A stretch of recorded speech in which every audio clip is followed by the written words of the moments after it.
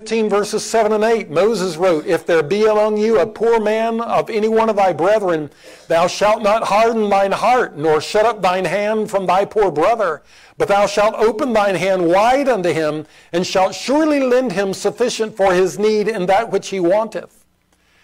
In Matthew 25, when Jesus is telling the story about someday when he comes and he sets up his kingdom, and he talks about how he will distinguish the goats from the sheep, the tares from the wheat, by how they fed the least of these, his brethren, when they were hungry. He gave them drink when they were thirsty. He clothed them when they were naked. He visited them when they were sick and in prison, and so on. And they'll enter into the kingdom, while those who shut up their hearts from compassion are cast into outer darkness. Now, I should balance this by pointing out that it's a brother's need that we're called to serve, and there is a big difference between the needy and the greedy.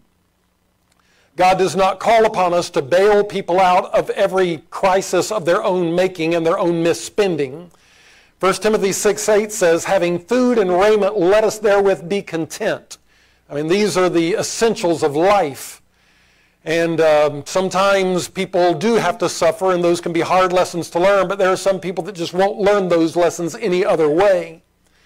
And the Bible also doesn't mean that we give to the point where we can't pay our own bills either.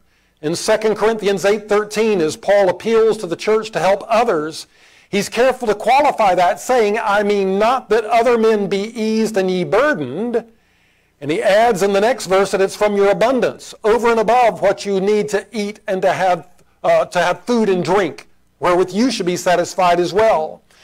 And he says that if you have over and above your need, the essentials of life, then you supply their wants. And as he continues on this subject into the next chapter, he even assures us in 2 Corinthians 9:8 that God's abounding grace will always give us sufficient for our needs and beyond, so that we can abundantly give to every good work. And now here in 1 John chapter 3, verse 18, he says, "My little children, let us not love in word, neither in tongue, but in deed and in truth."